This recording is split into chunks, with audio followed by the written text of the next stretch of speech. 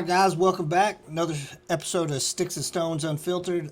Today, got an old co-worker of mine, Chris Hearod. Had 9 years in the fire service with me. I appreciate you coming down, man. You got a very interesting story. So Yeah, man. Appreciate you having me, bro. that's awesome. I'm definitely excited to hear it. So Yeah. where were you raised at? Right here. Good old McAllister. McAllister, born and raised here. Pretty much. Born in Tulsa. I think I lived there maybe a year or so. Came back down here. Been here ever since. Yeah. It has a way of keeping people here for sure. Left a couple years in college. Lived in Kansas for a couple years, Missouri for a year, and came back.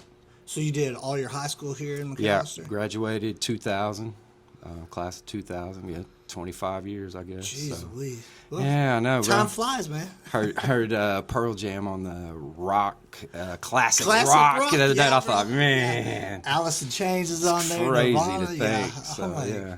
But it's all coming back. The youngsters are listening to it now. I turn my boys on to it, too. They know. Right, So, right. Yeah. They're, I see them all wearing the old rock band shirts, too, and stuff. I'm Yeah. like, yeah. Yeah, for sure. But,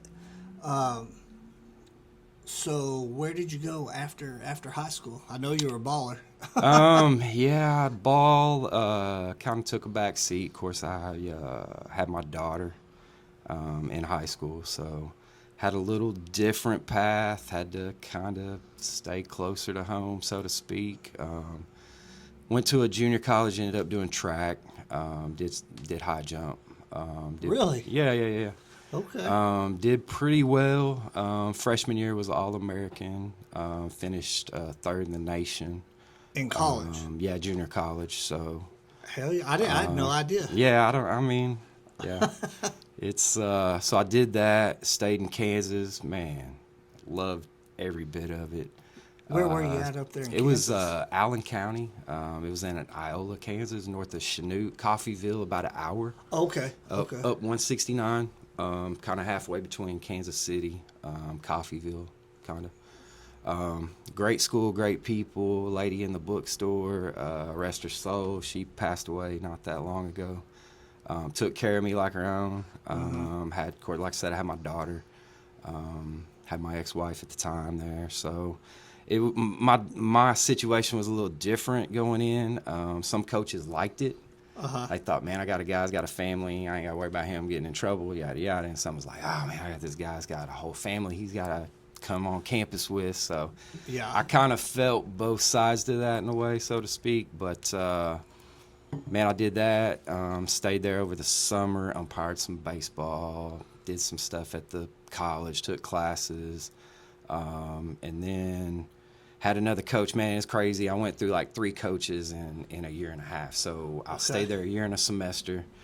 Got offered from a few places, Pitt State, OSU was like, yo, we can throw you some books and maybe a meal ticket. And I was like, yo, I got a whole family. Right.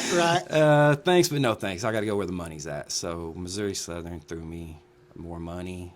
Joplin was a nice drive. Campus was upgrading at the time. They had an indoor track, which was brand new. So I'm looking at it like, man, these facilities are state of the art. 3 hours from home, it's an easy drive. Yeah. Joplin's a nice town. Yeah, why not Joplin? Right. So I stayed there a year. She got pregnant with my oldest boy, Ethan. So we kind of was like, yeah, now we got 2. About to do that. I was like, man, let's pack up and go home. Right. So we ended up moving back. How old were you then? 21. 21. Yeah. 21 when I moved back. Finished school. Actually, criminal justice is my degree. Didn't quite finish. I got like 100 and something hours and no degree type thing. So, but criminal justice, my family, I've got an uncle who's actually a police officer right now in Fort Smith, Arkansas. He actually set me up at the time before the fire department. Was like, man, won't you come over here? And I was like, I don't think so. Yeah. So my dad, backstory for the fire, my dad always hung out with Harold Stewart, Larry Edwards, Brett Reeves. Brett coached me as a kid. Really? I knew a lot of firemen. Yeah, a lot of. I mean, so it was there, and I was like, of course, you know, Freddie's family, Eddie's family.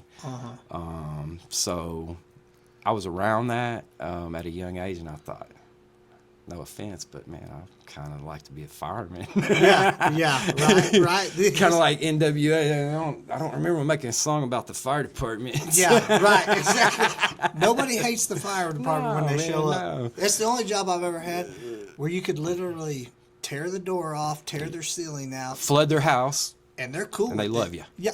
That's what it took me a minute when they were like, man, I don't remember who it was. Somebody one time said, oh yeah, man, we've never lost a foundation one. And I was like, I don't know what you're talking about, but all right. Yeah, you learned. Then later on, I was like, Yeah. I can tell. Yeah. But came back, went to the higher ed. Actually was over here at the Bishops at the funeral home before the fire department. Really? Yeah. I didn't know that either. Yeah, man. Man, bro, you had a pass before you got a pass. Oh man, But- and man, I'll be honest with you. That was sounds kind of crazy, but that was kind of a fulfilling job in a way. really? I didn't want no part of it at first, but Right. I had kid 1, kid 2 on the way, college. I got to find a job. So Mr. Bishop, family friend and whatnot, kept saying, man, let me look around for a minute. you know? Yeah. So finally Well, I that was would like, be intimidating too. At 21, do you like? yeah, so finally I said, man, I need a job. He said, man, you'll answer phones, show people to the rooms, work services. No problem.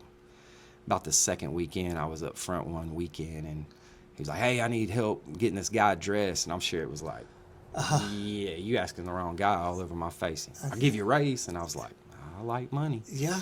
So I went back, helped him, and he was like, man, you want to go on call with me? And I was like, sure, why not?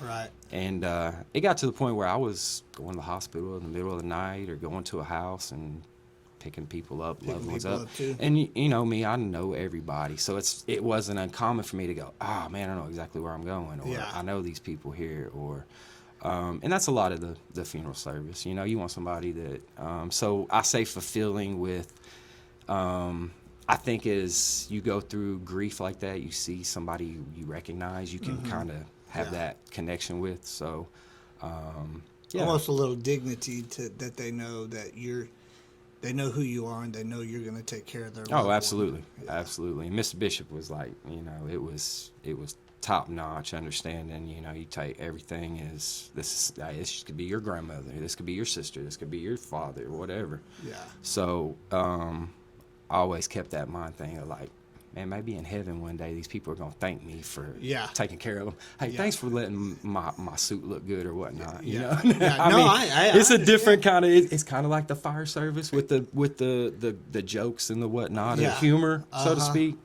But it's definitely. So I kind of got that side of it before the fire service. So I Yeah. kind of seen the end result, so to speak, sometimes before Right. what happened. But man, I tried to finish school out. Openings were coming up at the fire department. I thought I could see myself staying at home, having a family, and being a fireman for 25 years. Yeah. So I took a semester off, got my EMT stuff. Actually tried out in the middle of that. There was a tryout. I think there was like 100+ people for 2 spots. Yeah. You remember that? Bro, it was Man. crazy. Was it at the South Station still? Yeah, Back- yeah, we I did. can remember not being able to fit into Yeah. the bays. You know, like I was like, People everywhere. damn, I ain't got a It was shot like in everybody hell. you knew in town was there trying Yeah, out at the yeah. time that was your age. And Well, it was like, at the man, time, you remember that was like one of the best paying jobs that actually had a pension. Like it was like, bro, like I said, it started getting on my mind, and I'm like, man, I could get out of this last year or so of college and get away from the funeral home, and then like I could have it made in 25 years and retire off and ride off into the sunset. Yeah. I see Ride guys off into doing the it, sunset, you know, yeah, like yeah. I could do that. I could coach boys on the side, do, you know, referee, whatever I was, you know, going to do because we had time. So, perfect setup, you know. Yeah. So I took my EMT, tried out, of course, didn't get it, and I can remember it was December, man, and Joe called me. Hey, you still want a job? I was like, yes, sir. Run over to the clinic, take a drug test, come see me. All right, yes, sir, I'm on my way. I'll be there in a minute. Showed up, hey, next week, and you go get a physical, yada, yada. So I was like, yo, this is happening. Like, this is for real. So I was like, bro, Christmas, I was like a kid all over for Christmas. Like, couldn't wait to start. You know, started January the 2nd. So yeah, I mean, it was good times. So one shot wonder then. You only tried out one time. Oh, so you gonna hold that against me now? Saying, man, hey, I didn't go to college to play sports. I so hold I'm it like, to the fact that I broke, because everybody's like, dang, you broke the 1.5 mile record for. Yeah, and I I'm can like, remember when they. Man, Yeah. I hate running. What year was that? 2003. I think I got hired because I started in January of 04. Was that the same tryouts when the chief got there with those two guys and was like, if I was going to hire who I wanted, and he looked to the right, he looked to the left? Was that the same? Okay. That was that speech. That was the first time I ever tried out. Yeah. I can remember that. Yeah. Then, he put himself on blast on that one. I was like, man. And he did what he wanted. You know, kudos to him. Like, it was a pretty darn good department back in the day. You know what I mean? Man, it was, like I say, man, we were talking about that first 5 years was like, You remember when you got good. your first set of bunker gear, what that felt like? yeah. And it was like, I remember they were apologizing to me for how bad it was, and I was like, I don't even care. I don't even care. Bro, I stitched my nameplate or my name badge on the back. It looked horrible, but I was as proud as could be. I'm telling you. They could have handed me, anything. Bro, it was probably not even up to fire, like, Oh, no. code stand, Yeah, like sure. anything we wore. It was like Definitely 10 years out for sure. no good. I remember got that freshly folded blue shirt, you know, with the white print of the department name on back, and I was like, damn, I made it. Yeah. But mine was about 4 years after that speech in the Bay, though. Yeah. No, it's. That's cool, though, man. It's, and there's a lot of guys that, I don't know. I wonder what would have happened if I didn't. Would I have tried? Would I have stayed? Would I have maybe went the funeral home route? Because I was in a dilemma, believe it or not. Mr. Bishop was like, look, I'm getting rid of this thing in about 10 years. He gave me I think you'd be good for this. Everybody knows you. You're doing a good job. Like, I could see you doing this. Because I did an apprenticeship where I actually embalmed for a year. I could be an apprentice. Like, so I was in embalmings and the whole 9 yards. So Yahoo, you dove all the way in. It got to a point where, like, man, it's like, it's a job. Yeah. But it's, when you do it, discipline, just like the fire department. Get there every morning, you check your stuff out, you make sure, because that one time you don't, you're going to need that, tool or whatever, and you didn't do your job. So it's more discipline, do the job, you know what to do, how to be respectful. But I was in kind of that, like, limbo of, man, I don't know what I really want to do. I'm about to have another kid. I'm about to, like, I was young. Right. 22 22. Yeah. That's still a baby. Couldn't tell me nothing at that point. Hell no, I knew everything. I knew everything. There was no need to try to tell me anything. But yeah, man, I don't know.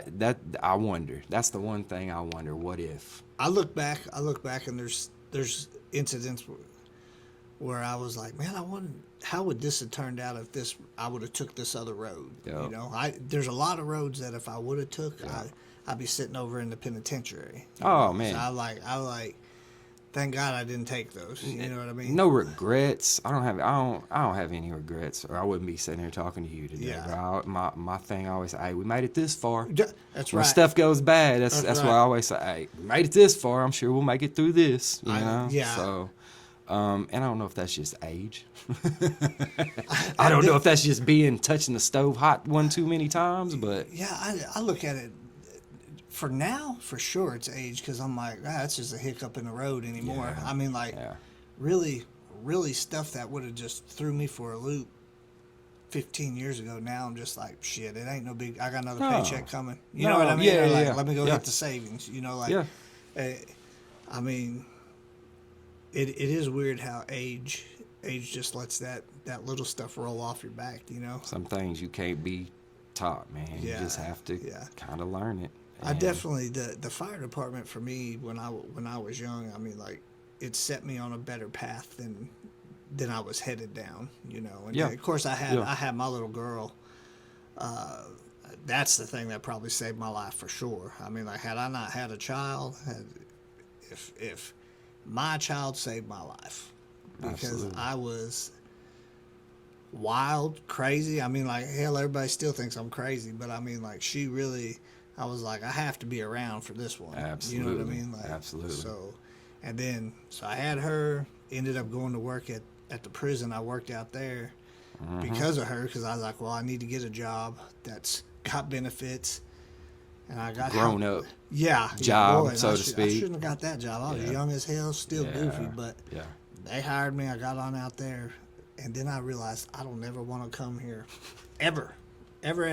So that was a game changer. And then Yeah. the fire department, I kept trying out for them. Got my EMT license like you, but Yeah. it was definitely crazy. So 9 years at the fire department, right? 9 years. And were you a firefighter all 9? Did you? Firefighter all 9. Why'd you stay a firefighter for 9 years? Well, at the time, the first, because you can't, 3 years till you can 3 years before you can promote test. for driver. I'm sitting there watching these dudes with these books 24/7, and they're cramming, and I'm not a book guy. I'm a hands-on guy. That's why I kind of like the fire service. So if we can go over here and do this and fix it, and I'm game. Yeah. But we got to sit and look at this book and do all that. And I believe it or not, Robbie, I think I enjoyed the paramedic, the EM. We tried to go paramedic at Yeah. one time, which I can't believe didn't pass, which is crazy to this day. But I'll fill you in on the story. On I that think one. I enjoyed, looking back, Yeah. I think, man, I was a better EMT Uh-huh. probably than I was a fireman. Right. Because that's what we did. That's what. And I felt like along the way of like, man, I need to get better at this because this is what I'm This is dealing 95% with of our job. every day. Yeah. We're dealing with this every day. And crazy with that is I'm doing clinicals. Uh-huh. I'm up there with Meatball and Shipley, and I'm riding third. I'm at the main. They introduce everybody. The yada yada. Alarm goes off. Literally right there on a Main in Washington, where across from that ice deal, there used to be that gas station. Yeah. There's Yeah, yeah. there's a gentleman out there working on his car. Underneath the car had a heart attack. Oh. Bro, this is my first clinical. Yes. Yes. Some people drew the horrible card. Bro, they're looking at me like, you the bad guy. Like, and I'm thinking, oh, man, I black picked up. cloud, you Yep. showed up, Oh, yep. man, I didn't. But it also kind of hit me, like, when I got over there, like, I jumped in, I did whatever, and that's when Meatball and him was like, yo, you're going to be all right. You didn't run, you jumped in, you did compressions all the way, da-da-da-da-da. Like, yo, to be your first time ever to do anything like that, like, and I think that has to do with sports. Yeah. You know, that's where sports comes into a play later in life, that you try to explain to kids now, like, you need these lessons. Mm-hmm. Go fail. Go strike out. Go drop that pass. Yeah. Go run the wrong play. Yeah. Because life's going to smack you in the face eventually. Yeah. And it was, but I can't lie, the humanity in me too was like, damn, gentleman just lost his life today, and I was right there. Like, Yeah. what could I have done? Like, because the first time you play in your mind, like, man, what could I have done different? What should I have done different? What could we have done different? Yeah. And I never forget, they set me down and was like, yo, it happens in this line of work, believe it or not. And I'm like, for sure. Yeah. And I was like, when you it makes us feel good that you're feeling like, yo, what could we have done better? What could we have done differently? So I think I felt more like I need to gravitate towards that side of line of the work. Yeah. More so than the actual putting the wet stuff on the red stuff. I mean, so that was the majority of the job. I mean, was the EMS for sure. You know, they I don't even know how to say it. Like, yeah, definitely the EMS was the majority of the job, and it definitely turned into the focus of the job, especially for young guys, because the way we were set up. The youngest in the department were gonna have the most hours on the bus. You know what I mean? Absolutely. Did you spend most of your time at the City Hall station? I did it first. I went to Southtown, stayed there quite a bit, and then the last about 3 or 4 or so years, I was at Northtown there at the end. Yeah. And it was Giles and Meatball. One or the other, pretty much. Yeah. Did it ever amaze you the amount of like crazy calls that came into the main station that you responded to? Yeah, and the whole city. Of course, when the main was the main, it was the main. Like, right. There's 6 guys up there. There's like, bro, crazy story. Craziest story ever was my first shift. We're sitting out front. I pull up. Everybody's outside. Of course, everybody's smoking cigarettes or whatever at the time. And, everybody smoked. And man, that was the meeting spot right out front, right there in front of the bay. Didn't matter if it was 2 degrees or 110 outside. Everybody right there in the morning. So I'm walking up. How's everybody doing? And man, this lady walks in talking crazy. And everybody's looking like, what is she doing? Like, she goes to the back, throws both doors open, gets up, and tries to start the ambulance and take off, bro. For real? Yes. I promise. Oh, my goodness, this was crazy. Yeah, that was my first shift, actual shift. That before 7 a.m., mind you. She's just going to take it for a ride. So I'm like, yeah, if this is the way this is going to be, it's going to be a long 25 years, you know?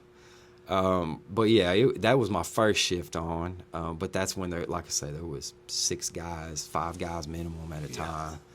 Those were the good old days. Man, yeah, bro, you cooked every meal at night. It was cool. Yeah. Sit around the table after you Sit around the table. Yeah. In the mornings, you drank coffee. The shift changed. Guys came early.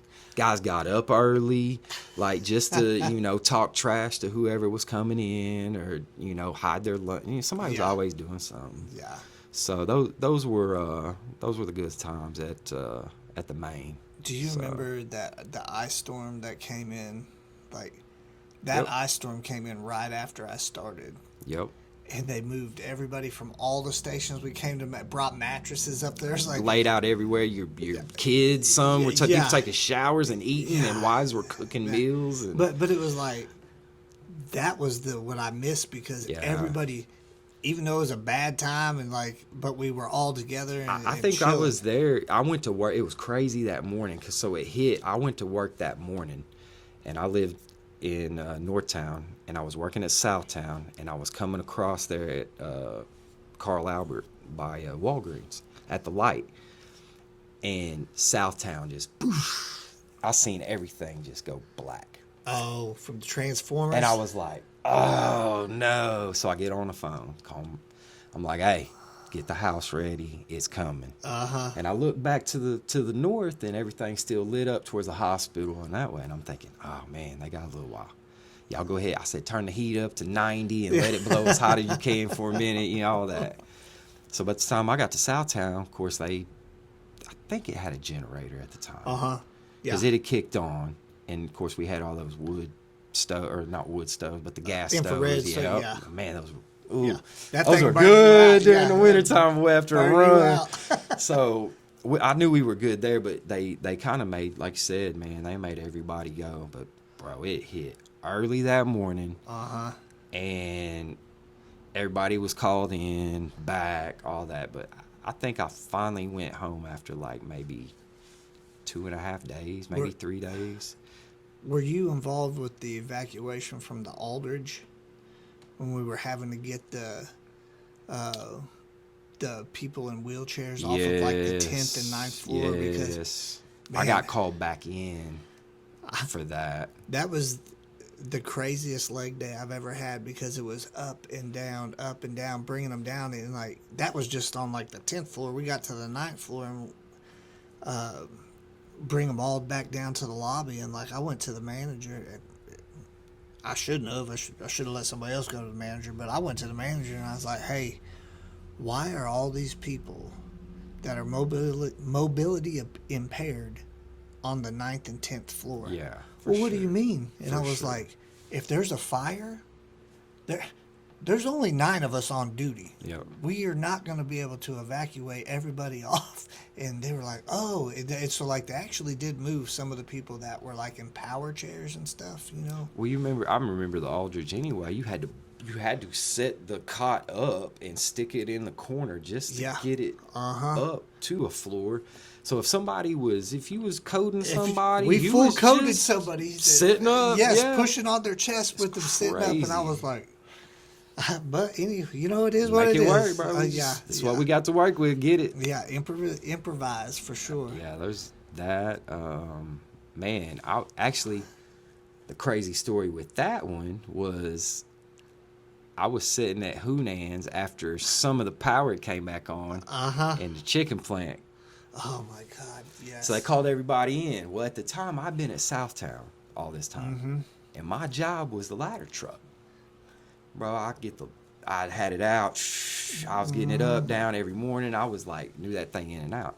And I never forget one time we had a house fire, and one of my drivers was working out there, and he's like, bro, I have not drove this ladder truck in years. Pretty much. Right. Well, we'd be stationed at one station, and all of a sudden you had to fill in at it. Yeah. So we had an early morning fire, and we had to take the ladder truck. And he looked at me and goes, are you good? Yeah, I'm good. Yeah, I got this. Bro, I pulled up. Later on, we get back. Captain, I pulled up. I seen him kind of looking at me like, what is he doing driving the ladder truck? I knew what he was thinking. Yeah. We get back, he's like, man, Captain was asking me why you pulled up in the ladder truck, and I told him, and he was like, all right then, all right. But it was like, but they had the ladder truck with the bucket was raised, and they was shooting water off into the fire. And people always ask me, I said, oh man, have you ever been scared? And I said, man, I've been more scared standing on the side of the highway on a wreck, getting hit in the face with what felt like sandpaper, or somebody hitting me and running me over and everybody. I've been more scared for that than I have any fire, so to speak, except for one. And this was one that had me, I'll never forget. We get to the main, we load up. They're like, yo, we need to go evacuate. They evacuated everybody out and back. They was like, we need to go get the ladder truck or it's going to melt, basically. Because they evacuated everything, but it was just spraying. Where were y'all at? We were at the main, loading up and headed back out towards like the industrial park. So, but they evacuated. You're talking about the fire at the industrial park. Yeah. It was the old chicken plant when it caught on fire with all that gas and all the stuff, refrigerant. Well, they had all the chemicals. It was anhydrous ammonia. So they was evacuating everybody, mile radius, knocking on doors. And it was like, hey, we got to go get this truck. So we load up in the Chief Suburban, packed out, and they was like, everybody was like, who wants to go? Who wants to go? And they were like, Hearod can do it. Come on. You can do this. This is your truck. You do this every day. So I'm like, all right, let's do it, you know?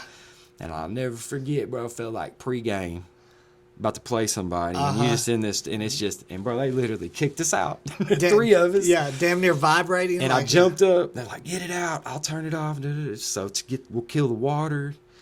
And I'll never forget, man, hearing the roar of the fire. Like, literally hearing that roar of that fire and thinking, damn.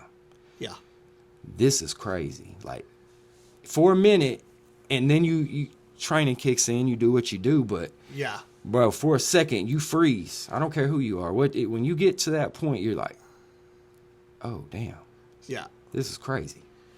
I gotta get out of here. I can remember watching it on the news. You remember the helicopters that were flying? Yeah, it was little tornado. What you Yeah. could see that sort of stuff in there, but you could just, I'll never forget hearing how loud. Yeah. And of course, house fires are loud. People don't realize Yeah, that. not like an industrial fire. But no. man, when it's just like howling at you, that's Yeah. different. Yeah. We don't do that every day. No. You know, that was not a.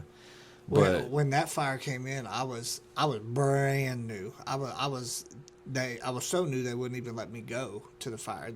I had to stay at the main and answer phones and Yeah. whatever else busy work they got. I wasn't certified in anything. I'd never Yeah. even been to a fire. And but my little girl lived with her mom right down the street from that, and I can remember calling and I was like, y'all need to leave. And she's like, what? And I was like, pack up and leave because there's an evacuation, there's anhydrous ammonia. And she's like, what? And I said, just leave, please. Yep. Just pack up. And she left. And then later she's like, hey, I appreciate you, but I was just like, damn, it's not good because they would get blocked in by a train. There was only one way in their off driveway. 31 there. Yeah. Yeah.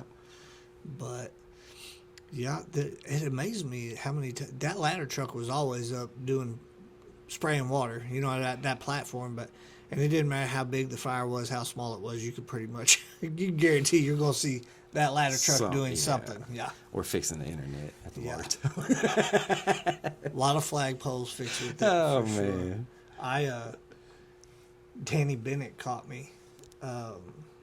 He was off duty, and the ladder truck's in Southtown. And we caught a fire in Northtown. And once again, I have no idea why I was driving the ladder truck. I was just a firefighter. And it had rained outside. And so I'm cooking as fast. And that thing would get up and actually go. Yeah. And I come downtown and I get all the way over there by Dave's Fitness, and it was a daytime fire, which was kind of unusual.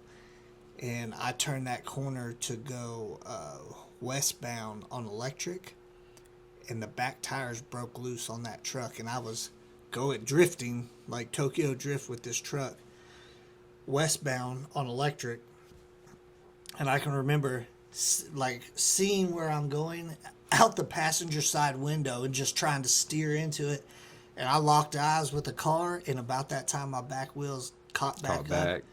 But I had so much of that seat sucked up in my rear end, and nobody was there.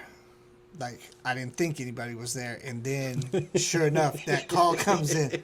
Hey, did you have some problems with that ladder truck? And I was like, damn, I thought I got away with that. But yes, I did. So, and they were like, you need to slow down when it's wet outside. I mean, hell, I shouldn't have been driving it. I was driving it. Yeah. And I grew to love that truck. I mean, I did too.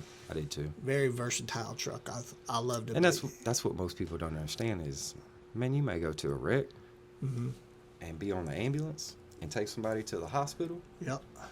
And they call back and go, hey, we need y'all to bring the rescue truck out here because we got some oil we need up. So you boot up and you show back up and they looking at you like, didn't you just go? Yep, sure did. Yeah, I'm everywhere. Yeah. Sure did. I don't know how many times I left from ER. I don't know how many times we get the ER with the patient and then be in a rush because that house fire came in. And you come in, and luckily the docs and nurses for us were super understanding. It's like, we got to get them off. We have a house fire. And they'd be like, take them to room whatever. And you'd basically unload, give the quickest patient report known to man, and take I'm off. out. Yeah. But it's crazy. Because let's be honest, who wanted to miss that? Yeah. We don't, and not that we ever wanted them, but Yeah. it's one of them deals where it's like, if I'm gonna be here, I didn't ever want anybody's house to be on fire. Absolutely And I didn't not. I didn't want Absolutely anybody not. to be in an emergency, but I sure wanted to be there if it was If on it fire was, or there was an emergency. You know what Yeah. I mean? I never wanted anybody. No, ill. absolutely not. And it sounds bad saying it like that, but it's like, it's gonna happen. It is so what it might it as well is. happen while I'm on duty. Yeah, you know? and if I don't know any firefighters out there that are in love with the fire service that don't think like that. Yeah. I mean, like that's what you train for. That's what you want. Like there's a reason I didn't test for driver until 10 years in.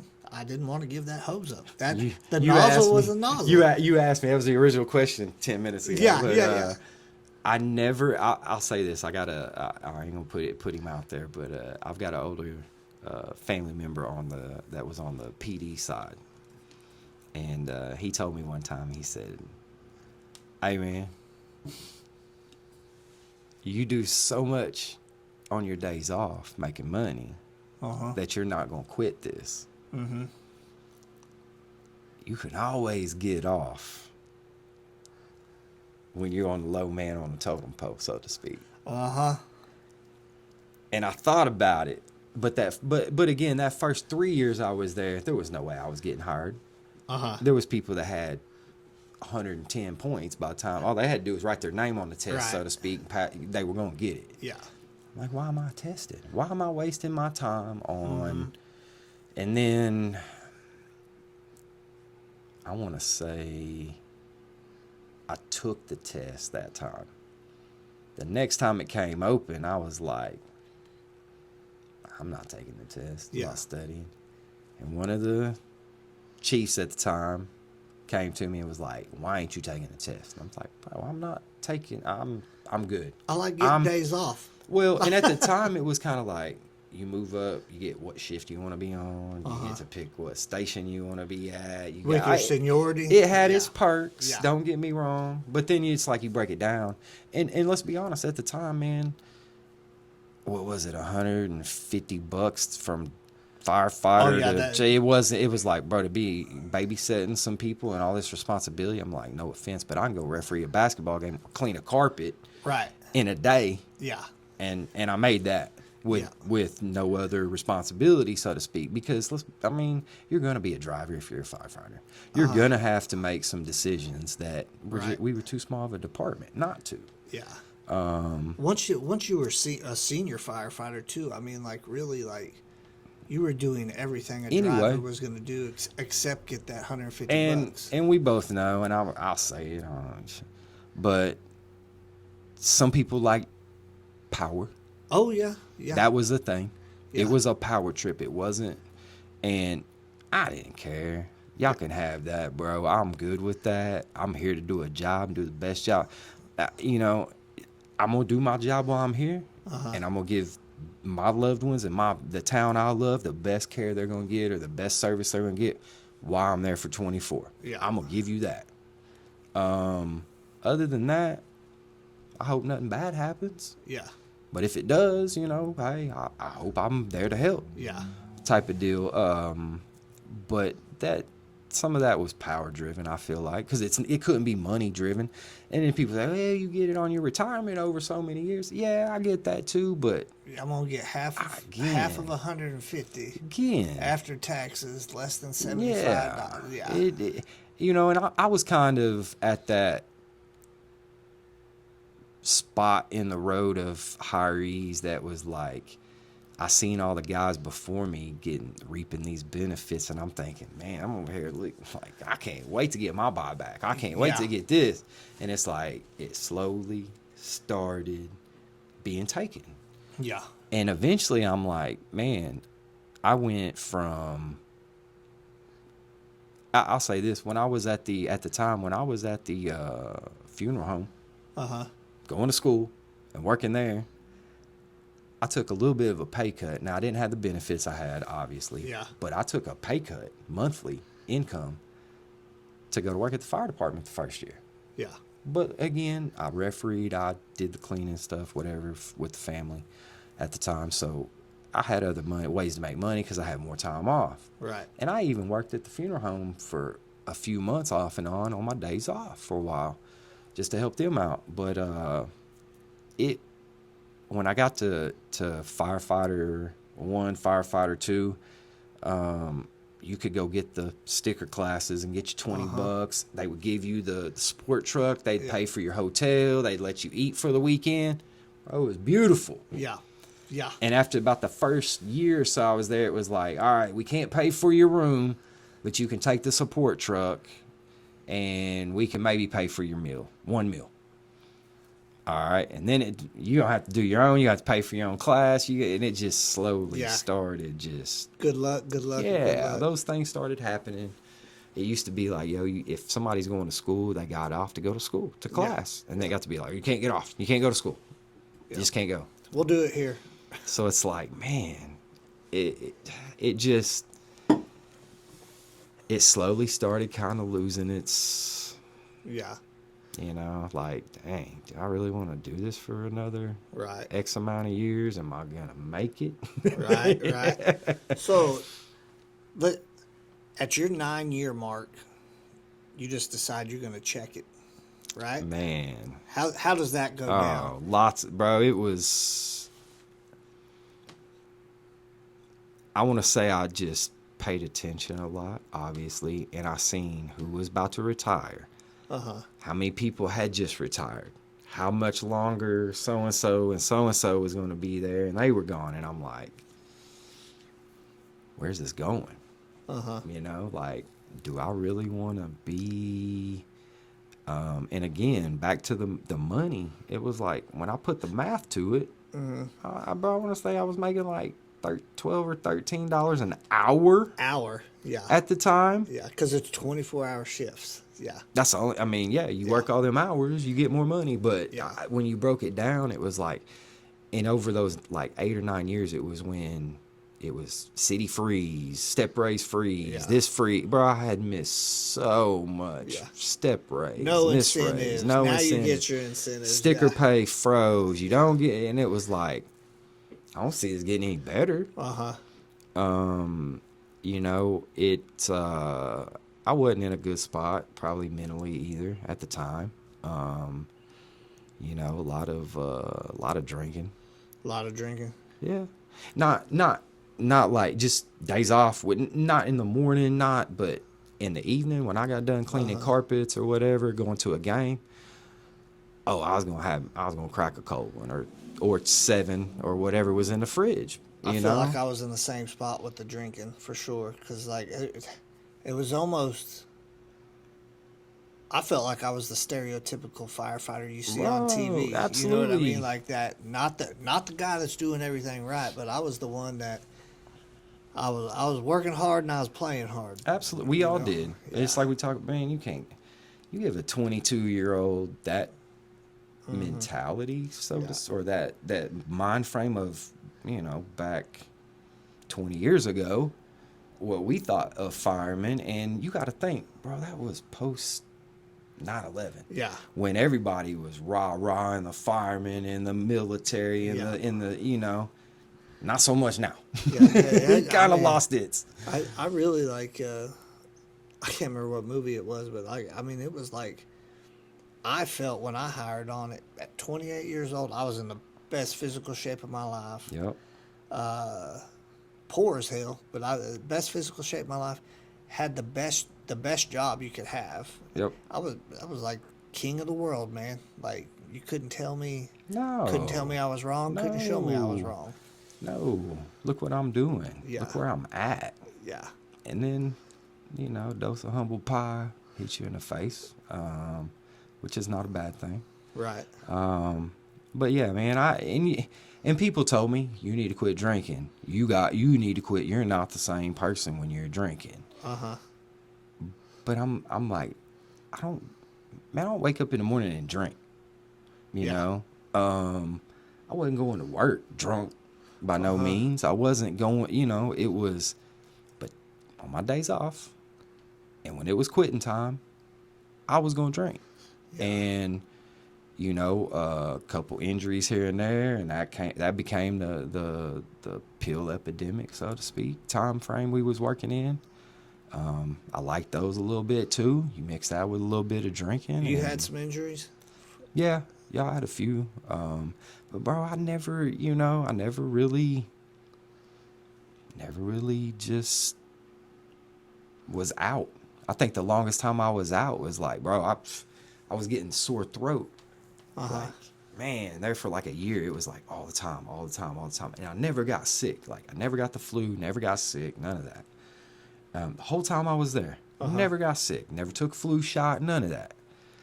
And knock on wood, I'm that way to this day. I'm pretty, but I couldn't shake this throat thing. And I was like, man, they was like, oh, you need your tonsils removed. I'm like, get them out. They're like, you know how bad this is going to be 30 years old? And I'm like, you know how bad this is every other month? He's like, no. Dude, if I had it to do over again, I probably wouldn't do it. That was the worst thing ever happened to me. And I remember having to call in going, I'm dehydrated. I can't. This was only supposed to be like a week. I'm down. Like, I had to go to the ER and get fluids. It was the worst thing to this day in my life that I've gone through medically like that. Tonsils. Yeah. Tonsils, bro. And I remember thinking, bro, they're going to laugh at me when I got to call in again and ask for more days off. But I was like, I can't go to work. You know what was crazy back then, though, when you called in, it wasn't that big a deal because there was plenty of dudes on shift. And that's when I remember Captain calling me down like second or third month I was there, and he was like, hey, man, you got to get your 28-day next shift. You're off next shift. And I don't want to be off. I got to take off? Yeah. And he's like, you got to take off. And I'm like, but why? I was like, I'm off for 5 days. I don't. Bro, give me that same energy 3 years down the road, 4 years down the road, and I would have said, oh, yeah, give me that day. Yeah. And it started changing somewhat. I mean, but no, I was just at that point, man, where I had to make a change. I didn't think that was going to be a good spot for me anymore long term. Financially, even benefit, even when you break it down, it's like, right. And at the time, my grandparent, I had the janitorial, and man, like I say, I was making way more money on my days off than I can was. remember you I'd run into you late at night and you'd be cleaning bro, somewhere it wasn't the most, but I was making money at the time, and it still pays my bills to this day. That's what my wife's doing. So she kind of took it over. She's done a great job. I still have to go help.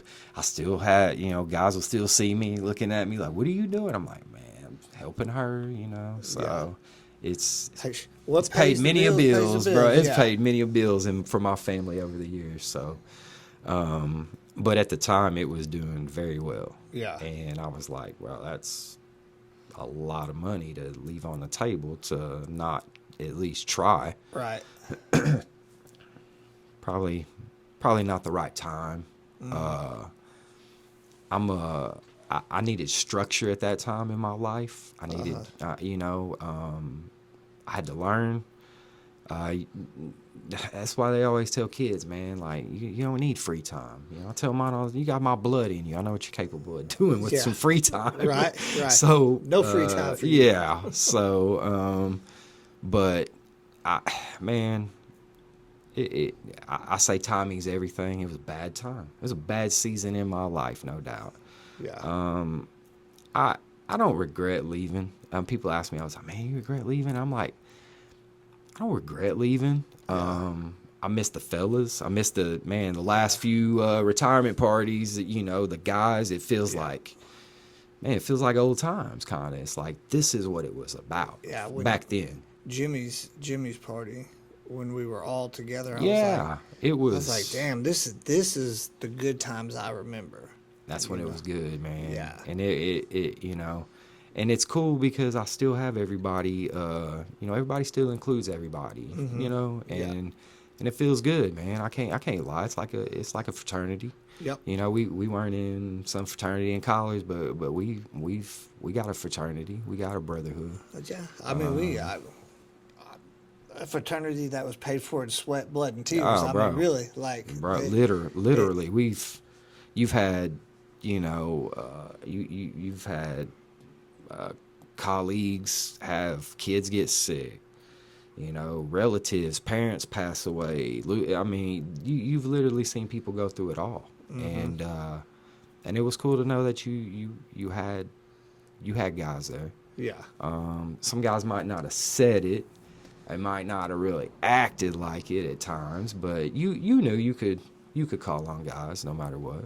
Certain ones for sure. I think sometimes, like, guys too, like, they don't know, and I'm one of them. Like, I don't know sometimes what's appropriate to when it's appropriate to reach out to one of your boys and be like, hey, like, is there anything I can help you with? Or, so now, like, I feel like maybe I overcompensate. Like, I reach out to a bunch of people, but it's like, No. I was always scared of making it worse. You know what I Yeah, mean? Which yeah. doesn't make any sense, but, Well, and when you leave early, like a bunch of us have, you kind of feel like, I'm not in the club anymore. And I'll be lying if I didn't leave thinking, damn, I'm out. Yeah. I'm also like leaving a girlfriend or a long while, you know what I'm saying? Like I'm turning over a new leaf and I'm leaving this behind, and Yeah. so I'll be lying if I didn't feel some of that at first when I left, you Yeah. know, like, but now it's, Yeah. it is what it is, bro. So now you're gone. And I mean, like, I like to see the guys when they turn that new leaf over being successful as shit. And I mean, that just seems to be you. I mean, like, you seem to be hitting home runs with stuff, like, Bro, what are you doing now? it's been a long journey, and I think a lot of people look at things and think this is what success is, or this is what doing good is. And I feel like I've been on both sides of that coin, so to speak. Yeah. I've been up and I've been down, and I've Yep. been everywhere in between.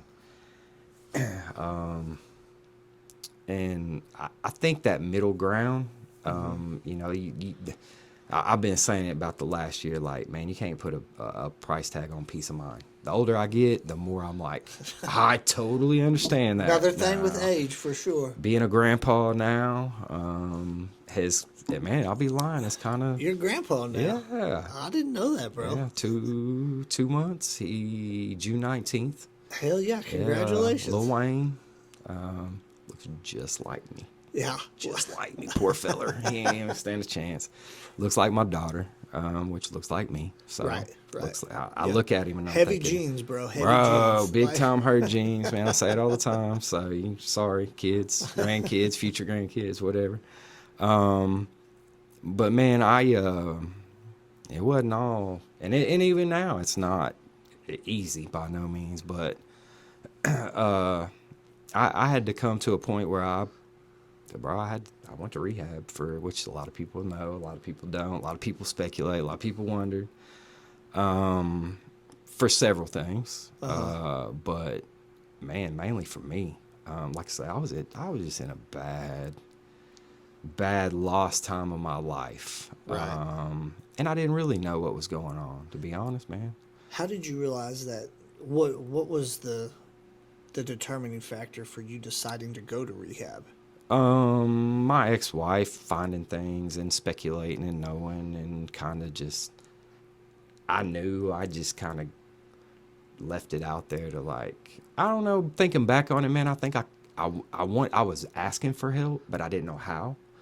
So I thought maybe if I just get caught and am sloppy with what I'm doing and act like a total fool, that somebody will eventually just be like, this or else. Yeah. Yeah. So it was kind of like me having to figure out, what to do. And man, the worst thing ever at the time, I'm thinking, oh my God, what have I done? Worst thing that you were having to go to rehab? Yeah, Okay, just yeah. the whole mind frame at the time is like, man, that was a long Cushing. I went to Cushing, which is about a 2-hour drive, and I'm like, man, that was the longest ride in my life. Right. Silence on the way up there, or talking your head Man, off? so my preacher at the time actually took me, me and him, no judgment, pretty much was like, yo, this is what I've done. This is where I've failed. Take that with you. Yeah. Don't forget it. And I was like, whoa, you shared something with me that, There ain't none of us perfect. so that was good. I think going in, I didn't really know what I was going to do, to be honest. I just knew I needed to change. Bro, I couldn't look myself in the mirror for a long time. I didn't shave in the mirror. I didn't look at myself. I didn't. It was tough. It was tough. It was a tough time. But it ended up being the best thing that happened to me over time. I still have things that I was taught or conversations I had with.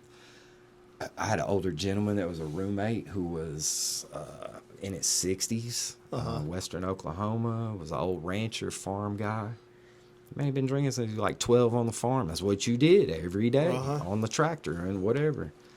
And man, he had a lot of. I remember laying in bed at night, just talking to this old dude, man. Him telling me about life. Cost me a lot of money. Right? Yeah. It was an expensive lesson. I'll say that. How long were you there? 31 days, I think, something like that. Yeah. So, I had. Did you get sick while you were there? No. No. Man, I was not like withdrawing or any. Like, that's why I say, man, I can quit. Crazy. I just didn't. Right. And I knew it was me. It was not like, because I didn't drink. Like I say, I didn't drink, and I didn't wake up and go, man, I'm hiding liquor, drinking from my family, or I'm trying to Right. It wasn't that. It was just alcohol was the root, and it took me going there to figure out that, damn, everything I've ever done wrong or done stupidly, alcohol was the root of my problem. Other things just kind of led came along into with that. it. Yeah, absolutely. Yeah. But I was too naive or stupid to think that it was alcohol. By no means. It's alcohol, man. You get it at you go eat dinner and you get a beer. That's what you do, especially around here, especially when you're a fireman. And then when you leave, man, and I don't know about you. I know you still, do emergency type things, and you still get that little bit of rush of somewhat. I went through a phase, man, and I don't know if you've had anybody tell you this or talk to you about this, but it's almost like when you're gone and you're gone from the job, it's like a long vacation. But you think that next call, you're going back and it's going to happen. And it never came back. And I think, to this day, I'm sure you drive by bad wreck scenes and you think, man, I remember this and I remember that, and call it PTSD, whatever, I don't know. Yeah. But not that it messed me up in any way like that, but you get to thinking about some certain things, and then I think that was part of some coping maybe mechanisms that we all use. I think it's a huge coping mechanism. Whether you're in any kind of police, EMS, fire department, whatever. When you see things, I don't care what they say, nurses, everybody he tries in some way, I feel like, to find that coping mechanism, so to speak. Yeah. I definitely, there's places that I'll drive by still to this day, and I'm like, man, that was a very bad call there. And I ran in today I was actually at a school that has a memory tree of a little girl that passed away at a fire, and I purposely don't walk by that tree, and Right. it's just one of those deals, man. It brings up horrible memories, you know what I mean? Yeah, but for sure. it's intersections, like, not necessarily try to avoid the intersection, but boy, if you ain't got the music on right and your head right, you might remember some stuff. But For sure. I do think the younger me, I know for sure, if I was going to crack that beer, I was going to drink all the beers. I wasn't going to drink 6 of them. One was never enough, but one was too many. I was going to drink all 12 of them, But I kind of, like you're saying, I did have the ability to where, like, I didn't need to drink. No. I didn't have to drink. No. But if I started down that road, I was going to go all the way. I was going to go all the way until there was nothing left to do. Well, if there was 8 in the fridge, then 8 was getting drank tonight. Yeah. If there was 4, then 4 was getting drank tonight. Yeah. So, And man, I looked out. I had a lot of good guys that looked out for me too, though. You know what I mean? So Yeah. it could have went totally different. Man, I masked mine, I think, pretty well. I thought I did. I think. You know what I'm Well, saying? I'll Like, be honest with you. Like when you turned your stuff in, I was floored. I was just like, what? Because it was like you could kind of tell something's up. You know, like, hey, what's going on? And then it was like, Heard's gone. And I was like, the hell you mean he's gone? He's gone. Because at the time, nobody quit. You know what I mean? Like, you got your 25 in, and then you went out to pasture. yeah, bro. And I was like, damn. And then It wasn't long after I left, it was like, there was yeah, several, and I yeah, was like, hell, it's still like that now. I mean, and like, and back to the original, I kind of seen that coming yeah, in a way, and I was like, man, and again, back to the mind frame I was in at the time. Well, I didn't know what was gonna happen with me on the side, and I didn't want to be, like, I didn't take that to work by no means. right. No, I didn't see it. That's why I was so No, I blown didn't. away. When I was at work, man, I was at work, and I was, Yeah. mentally, I still wasn't right, probably, but shit, who was? I already know, man. Who was at times, Shit. But So you go to rehab, you get out. Like, were you kind of changed when you got out? Like, you could tell, hey, this is the road I'm going to stay on. Like, yeah, I mean, I knew it took me a good year probably. I was, of course, I was kind of coaching kids at the time and doing it. So while I'm first up there, I'm thinking, man, all these parents are like never gonna let me around their kids. They're not gonna let. Like, I had all these just negative, nasty thoughts running through my head about they didn't come to fruition, though, did they? everything. Man, I'm sure some people probably like anything. Yeah. I'd be stupid to think that somebody wasn't laughing, and like, told you he's Yeah. this, he's that. But I didn't. When I got back and I got around people and I did what I was back to normal or whatever. No, man, I didn't really feel that. Man, I can remember seeing you come to ref games and stuff, and I was like, hell yeah, because it was like, you're still my brother, and you were still my Yeah. brother out there on the Yeah, court, yeah, and I was yeah. like, hell yeah, because when I saw you doing that, I was like, I knew you were doing good. You know what I mean? Like, And man, I tell my kids, like, that ball will introduce you to a lot of people and take you a lot of places. That ball saved my life, and it's not the ball that saved my life, it's the game. Doing the refereeing, when I came out, they were like, yo, you need to find something that you need to find something passionate, and I lost the passion for basketball, to be Right. honest. I just, whatever. My grandpa refereed, my dad refereed. I hated refereeing, honestly. It was Really? some decent money. I did it for, I ain't gonna lie, at first I did it for the money, but then the competitor in me, everybody knows I'm a competitor. I don't care what we're doing. That's why the fire service, I'm gonna be the best fireman I can be, because I'm a competitor. right.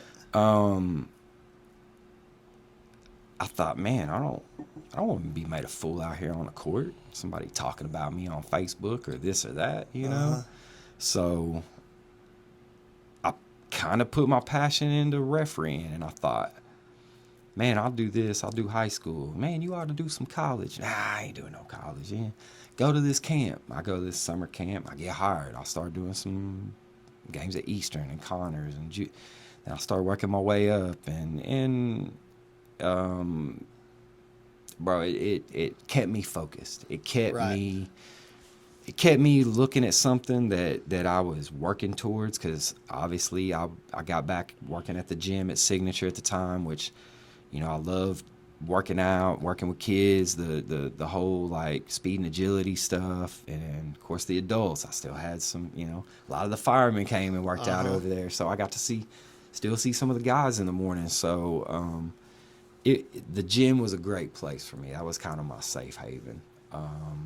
It seems like the gym, most successful, or the ones that I see most successful people that were alcoholics or addicts, if they can convert that to the gym, they seem to do so much better. Like versus people that are trying to just do it hanging out at the house or with a different hobby. Like it seems if you can be athletic, I'm totally off on that maybe, but I mean it seems like the athleticism helps people to stay. It's a lot of energy that you just put. I feel like you just put in all this built up energy that people have that they got to let out that you don't. And I wasn't getting that out at the time. I think like. I don't work out as much as I should now, but I still get a few days in a week, and I try to eat right the best I can, and like I say, these grandkids, bro, it's changed my mind. In 60 days, I'm like, I need to be able to crawl around with some, and I don't want to be that guy that's the old grandpa that can't do nothing with them, and so definitely, man, it takes a different turn. So where'd you go with the refereeing then? So Are you still doing it? I'm still doing it. I quit for a couple of years after COVID hit. I was trying to climb that ladder to be Division One. I'm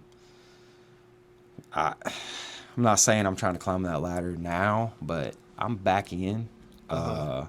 Went to camp this summer again, trying to. What does camp consist of? So in officiating, you go to a camp just kind of like the kids go to. So you get evaluated. Okay. It was like 108. I went to Duncanville. There was like 108 officials, man. They were from like California and Kansas, Missouri, Texas, Oklahoma, Arkansas. They're from all over. So the camp I go to, he's got a bunch of like small Division I conferences.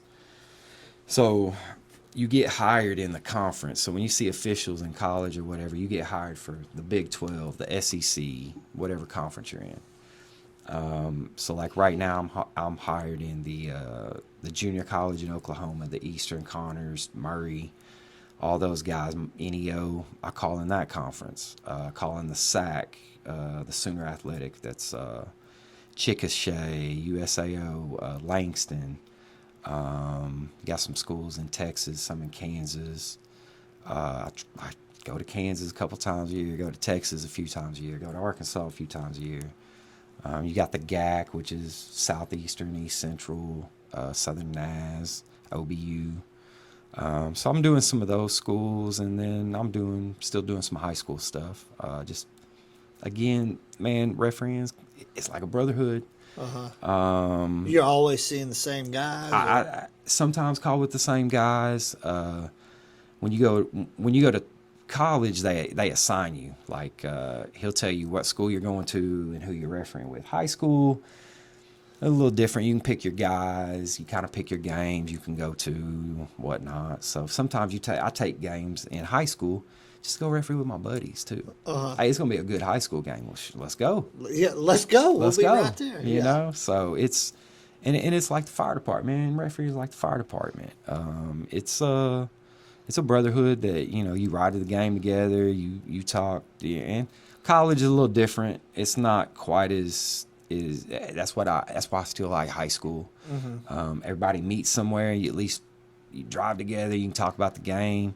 College, everybody's coming from different states, different places, so it's a little harder. Yeah. But no, I'm not gonna turn it down if they offer me. But no. Like, yeah, it's I'd be lying if it wasn't a dream to make it D1. Right before COVID, I was right there. And of course, I lost my grandparents and my uncle back to back to back, like 3 weeks in a row. And that was in September, right before basketball season. They had the cleaning business. We kind of took that over. Of course, all the cleanings at night. All the ball games are at night. So I was like, man, I can't referee this year. I gotta do this. Right. So I took that over. Helped my wife doing that. So you guys got that propped up now, and she's handling that. That's hers. I help her. I'm just told where to go and when at times, but that's how many like buildings or offices or what do you got? Man, she's got probably like 6 or 7 commercial buildings, and then she's got She does some houses, some Okay. pretty nice size houses, on regular, every other week, every week. Houses during the day, commercials in the Yep, evening. exactly. Ooh, So she's she's staying hooked. bro, she's killing. She's paying the bills, All man. right, She's all paying right. the bills. Oh, So man. I love it. She's good, man. She works hard. She's never had business, had to learn business, and it's cool to watch your spouse, cheer your spouse on to Yep. to succeed and take a challenge on, and want to get better. And that's what it's about, man. It's a team for Yep. sure. So, Yeah, if it's not a team, you're not going to be successful. no, That's no, for no, sure. no, for sure. So, you're refereeing on the side. Your wife's running the business, but you still step in every once in a while and do what she tells you. I do that, Okay. and then I've got my business. So, What are you running now? so I've just had my 2-year anniversary of Oklahoma Kush, my medical marijuana dispensary. Okay. I've kind of been in that. Man, that was one of the things I kind of, it's not getting high. It's not dope. It's not. I mean, can it be? Absolutely. It changed my life, honestly. It was one of the things that I'm an addict. I know I'm an addict. I know me. I didn't want to take no pills. Even to this day, man, I don't take Tylenol just because of the pill situation. Right. And my wife thinks I'm crazy. When she first met me, she's like, I got a headache. Take something. I'm like, I ain't gonna I take don't. something. I just don't. I want that when I need it someday. That's the hippie Chris coming out in you now that you've been. No, I was on that before. Talking to my dad, Dr. Staggs, stepdad. We had some great conversations medically. We used to talk to him a lot on the ambulance. He was our medical director at times. I used to love going there when he was there because, man, you could always hit him up and he'd shoot you straight with what he thought about absolutely pretty much anything. Absolutely. That's life. I was blessed. Two dads that sounds crazy to say two dads, but two dads that, man, total opposites, but total, just showed me life 2 different ways. Yeah.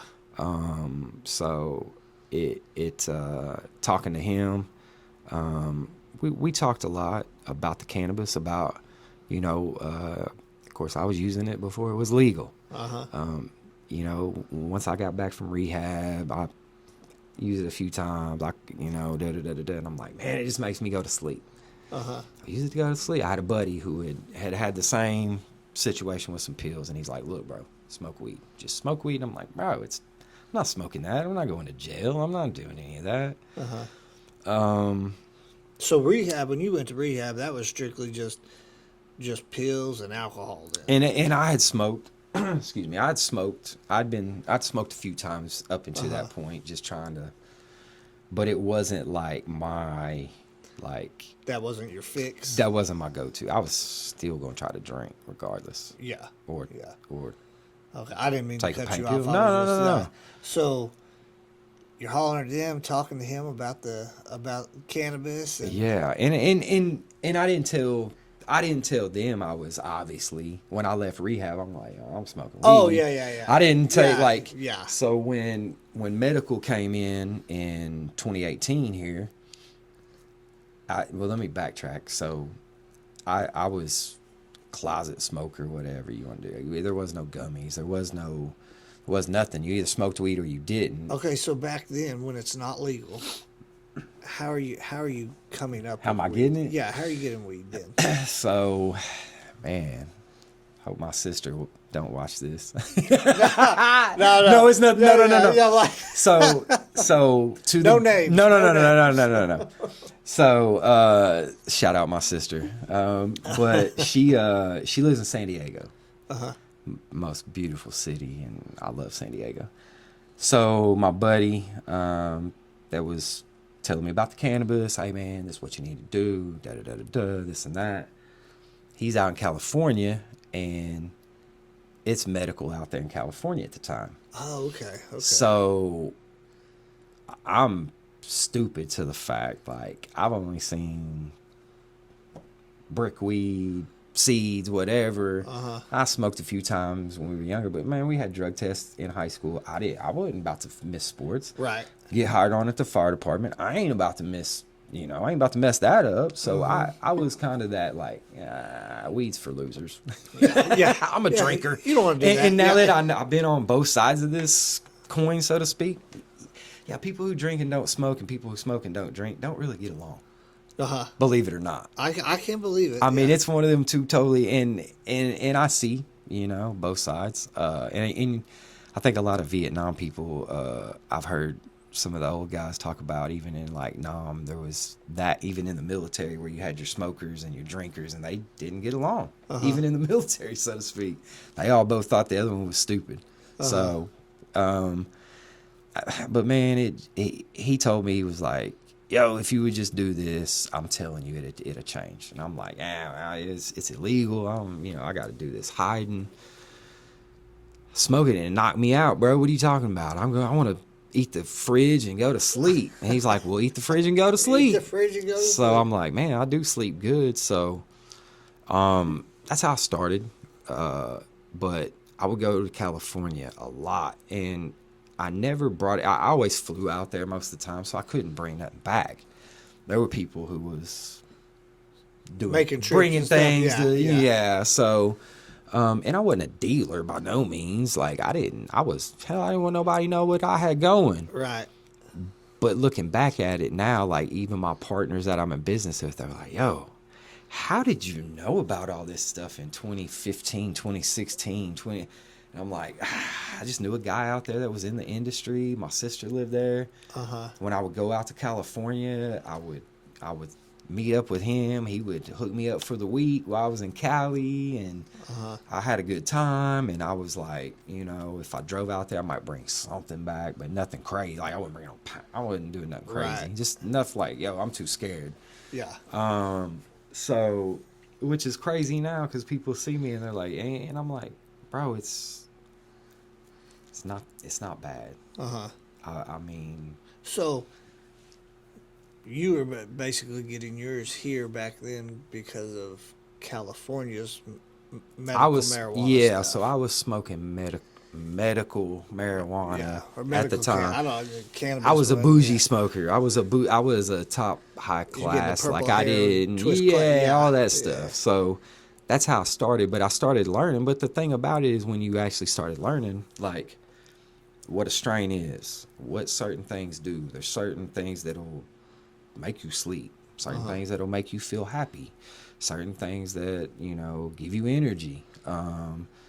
And are there certain strains for like pain for like the cancer patients or like man, there is. And if you research the cannabinoid itself, like the government owns the patent to the cannabinoid. Did you just say cannabinoid? Mm-hmm. Okay. Yeah. I appreciate that. You got to dumb it down for me, bro. Okay, so yeah. So it's I try to get away from calling it weed and dope and pot, because it still keeps that, when you hear that word, it's like we can say cannabinoids. Well, cannabinoids are actually, like, we have a cannabinoid system in our body, so a lot of our systems will fire off certain things, diet. Certain herbs, certain things you can do to exercise will trigger off certain things. Well, the cannabinoid is going to sit dormant unless you're smoking weed, cannabis, whatever, or you're taking it in some way. So in 2015, one of our guys in the Senate proposed a bill to change to get .03, which is CBD that you see. So that's how you started seeing CBD pop up. Here in Oklahoma. And he changed that. And it started, now you can kind of fire off some of those receptors, cannabinoid receptors that you have in your system that aren't sitting dormant. And I tell people all the time, man, it's not snake oil. Robbie, you take this THC oil and it's everything, you're gonna sleep, feel better. That's not true. Right, right. And you got to be careful with what you're reading. Who paid for the article? Who pays for the article? Yeah, who's endorsing this? Who's endorsing this? Yeah. Who's doing, but for me, to know how I felt and how it changed me, and it's kind of crazy because it's like, bro, I was coaching, I was doing all these things, being a closet smoker. People around me with the, coaching, I'm doing reffing, I'm doing all these things, and nobody knows. Right. I Hold on one second. yeah. Right. And he slowly started seeing, and a lot of people think cannabis and marijuana, and it's like, oh, it's great for cancer. That's what it's great for cancer patients. And bro, if you look, the government owns the patent to the cannabinoid, but they tell us there's no medical value. So why do you own it? What are you holding it for? That's what it tells me. And when you see the reasoning why is neurological. So there's a lot of like brain strokes, dementia. There's a lot of brain things that it can, concussions and whatnot, that it can help do some repair stuff. So I think it originally was like, oh, it makes people with cancer eat, so it did, and yeah, maybe. But really it's more because you hear about CBD started helping with people that had seizures and whatnot, epilepsy and things. So I think it's more based and geared towards that. Right. In the end, will we ever know in our lifetime? I don't know. Big Pharma's got the pockets to keep it. They want to take and we do have a vote coming up for adult use. There's a petition out now For recreation. for recreational. You hear the word recreational, people get scared. People that are patients now fear that the price is going to go up and they're going to ruin this, and you hear all this chatter, and it's like, I just tell people, come talk to me, have a conversation. Right. I'll tell you. It's a good one this time. Last time it wasn't good. It protects your Second Amendment rights in this bill, which your guns. People, I got old timers, man, I ain't getting a card because I ain't giving my gun up. Well, you don't have to. It's unconstitutional. They can't take your kids from you if you test positive on a drug test because of weed. It's there's a lot of veterans get a free card, which they should already been getting. There's a lot of good things that go into it. Excise taxes for out-of-staters. People come in, they're going to get hit with the tax, not us. If you get them, that's what I tell people. If we're having a conversation, at the shop, usually it's because you have a medical card, so it's not going to affect you. Right. Now, your cousin comes in from Texas or wherever for Christmas or Thanksgiving, and they want to buy. They're here, they can consume.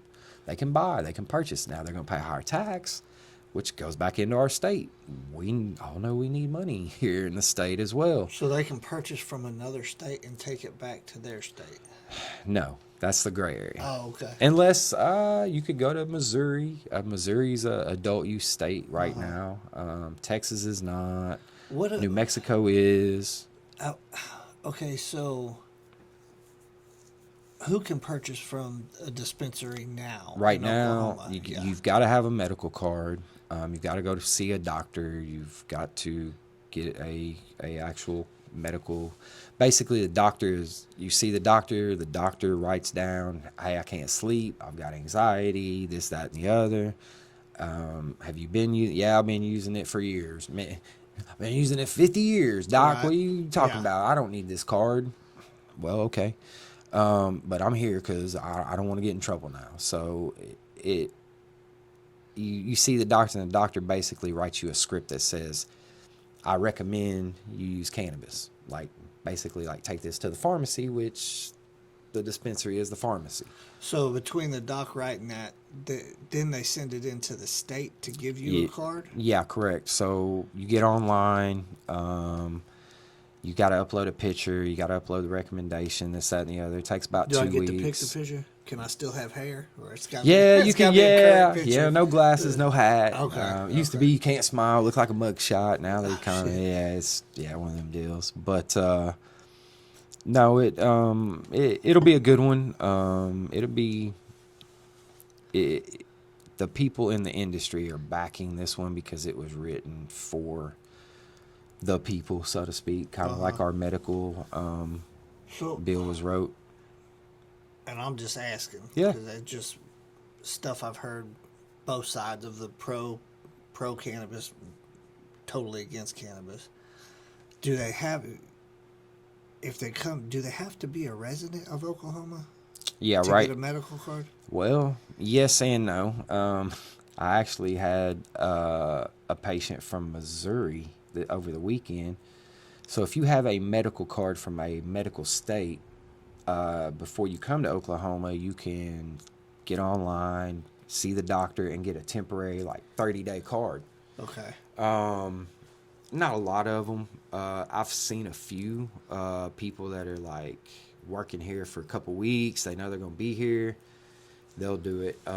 So the temporary does that have to go to the state of Oklahoma? Too? Yeah, they have a That's card a lot. as well. That's a whole lot of stuff to step through for. Man. Okay. But what about limits? Like if I got a card, how much can I come in and buy yeah, at one time? you can have 3 ounces on you. As far as flour goes, at a time you can buy. Edibles is a lot. Edible. Okay, so and isn't that more concentrated than flour? Yeah, edibles are tough, man. Edibles are totally different than, and that's the thing is with people that some people go, Chris, I don't want to smoke, and I always want to eat a gummy. I want to, and it hits everybody different, and that's why I say, hey Robbie, if you take this snake oil here, it's gonna Right. cure everything. Hey, I don't want to smoke. I'm not doing the vapes. I'm not doing the flour. I just want to eat a gummy. So then it's like, all right, Robbie, I treat it just like you go to the pharmacy. You're going to use this for sleep. This is a 10 milligram gummy. You're going to cut that in half and you're going to take 5 milligrams tonight. Write down how you felt when you woke up, if you did, whatever. You're probably not going to feel anything. I don't want you to the first time. Because if you go too much, that's where you get those people going, am I breathing? Oh, my God, I'm freaking out, man, you know. And once you do that, you'll never use it. Now, these kids just want to get high, and it's not, I can't believe people are taking this stuff. That's crazy. And so when you give somebody that's really never taken it, and bro, I feel for these people, especially these older people. I got a great aunt called me from Tulsa, man, and she was like, Chris, I got this medical card. I don't know what I'm doing. Right. I've been on Lortabs since 1998. Oh. And guess what they did? They jerked them from her. So she went through a bad spell of withdrawals and whatnot, Right. So I went up one day, set her up, and got her all, went to the closest dispensary I trusted, got the brand I trusted, showed her how to do it, called and checked on her. She called me the second night, that's after the second night, that next morning, she called me. I ain't never slept so good in my time. I didn't wake up one time. I'm like, all right. And then it was a couple of days later, she was like, my friends want to know how they need to get their card. And they need, I'm like, Oh, God. I'm going to have the whole retirement center gummied out, But the older people are looking for that. They've been on something all their life, man. And, it's those, we all know the pills they do some bad internal damage that they're not good for you. Yeah. And kind of to backtrack too, man, it's like I went through I went through this hard phase and stage mentally. It's I've gotten, they tell you in rehab you got, there's a higher power, whatever it is. Obviously I believe in God, have since I was old enough to remember that, I know that for sure. May not look like that, may not act like that, may not, and after that, I kind of took a lot more like study, so to speak. I really studied the word, so to speak. Never studied the word of God, and I think it put me into a spot that I knew I needed something when basketball's not there, when the fire department's not there, when that void is not there, what is Chris going to do? Because I know Chris now. I know Chris now. He's going to do something. I know what he's capable of doing now. So I got to figure out to put these boundaries up of what, I got a little saying I've been saying for years now, and it's like I tell God, I row, you guide. I'm going to row, you guide. I don't know where we're going right now, but I'm rowing, and you guiding. And that's the best, kind of phrase that summed it up for me. And like I say, the old man kind of taught me a few things in late night talks, bro. Yeah. That was. So, your opinion on, what is your opinion on cannabis versus alcohol?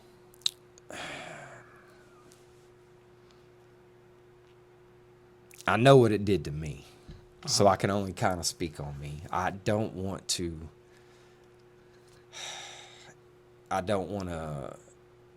That's fine. Single Just- people out in a way. You know what I'm saying? Once just you're fine, an yeah. addict in certain things, it's kind of like, all you heard was alcoholic. Like and being that's and all. it's like, That's all. That's Like, it. You yeah. just drink, And when you go to you hear people like, yo, I was on this and I did this, and you're like, oh, and you're not there to judge, but you're just like, whoa. Yeah. I'm looking around like, what the hell am I doing here? Yeah. That first week, and then it became like, man, these people got a story too. Right. Everybody got a story, bro. I appreciate you letting me kind of put mine out there. Hell yeah, bit, man! bro. I'm glad you came on. Like I say, a lot of people wonder. A lot of people, you like yourself. You're like, well, what happened? Honestly, we knew you left. We knew this. We knew. I see you now. You doing this, and I'm in a business. A lot of people think, oh man, Chris smokes weed all day. He does this all day. He's a da da da da da, and it's like, man, if you only knew my day, and that's what I was talking to you earlier, man. I think I'm gonna do a documentary with a day in the life of. That's everybody, and everybody nowadays are, they want to know what's going on. Facebook, all that There's stuff. never bro. been an easier time for it. And it's like I don't have nothing to hide. Right. People know where I live. People know where I work. People know where I'm at. I mean, I'm not hard to find, period. Right. So you want to see what Chris does in a day. Do you really want to see? Do you really want to know Let's what a go day see. looks like? Then Yeah. cool, I'll turn you on to what a day is. So I'm going to put it out there probably eventually this basketball season, working at the shop. It's taxes, bro. It's compliance out there. You know what it is. How did your shop survive when so many other shops died in town? Like I swear at one point they were like everywhere, and then they started to dwindle. And timing is everything. That's something else I've had to learn. Patience and timing. And timing is a lot in life, everything. I'm the new guy, so to speak. They put the limits on licensing. Can't get any new licenses for like another 3 years. So we've had a license. It took us about 16 months to open. Man, I worked by myself for 7 days a week, 90 hours plus, for about the first 3-4 months.